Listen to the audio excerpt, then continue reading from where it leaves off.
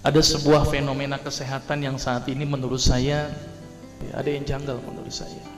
Bapak perhatikan sekarang, dokter makin banyak, klinik makin banyak, rumah sakit apalagi. Seharusnya dokter semakin banyak, orang sehat harus gimana? Harus banyak. Tapi apa kenyataan pada saat ini? Dokter banyak, klinik banyak, rumah sakit banyak, orang sakit banyak. Ini yang salah siapa nih Pak? Dokternya atau pasiennya Pak? Karena saya dokter, saya salahin pasiennya. Ternyata pasien itu makhluk yang pasrah menurut saya. Semua yang diresepkan dokter ditelan itu tanpa mereka tahu apa ya obat yang mereka minum. Ini yang menurut saya cukup menggelitik. Ini ada apa di sini?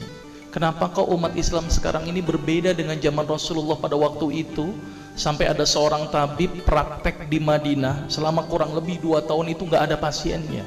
Kenapa kok berbeda sekarang dengan umat Islam zaman sekarang? Ini ada sesuatu yang salah menurut saya. Kita nggak usah jauh-jauh masalah kesehatan, masalah keseharian kita saja.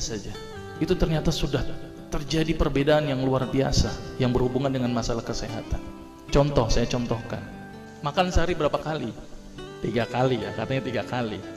Padahal nih, ada yang mengatakan bahwa makan sebelum lapar, berhenti sebelum kenyang. Berapa kali berarti? Tidak 3 kali, terserah perut. Jadi patokan 3 kali sebenarnya dalam Islam itu tidak ada sebenarnya.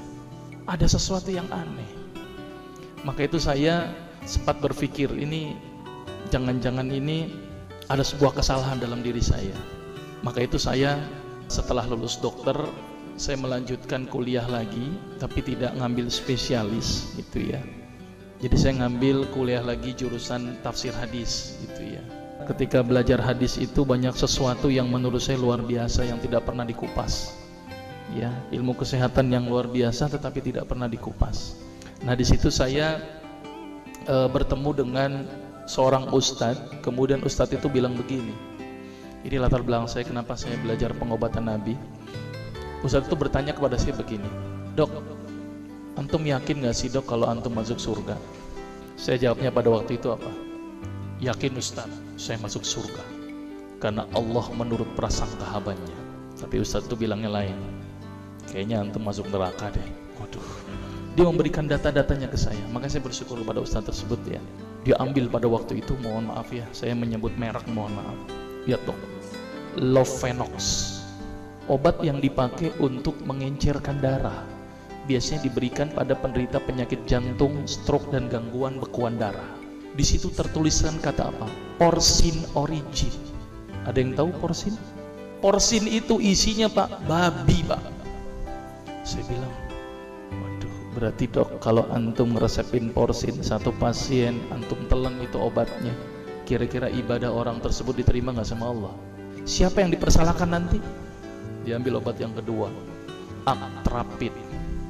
Apa itu? Insulin. Tulisannya apa? Human insulin. Jadi diambil dari manusia yang telah meninggal, diambil pankreasnya, insulinnya, yang menderita penyakit kanker pankreas, dibuatlah obat. Berarti dokter sudah menyuntikkan manusia ke dalam manusia.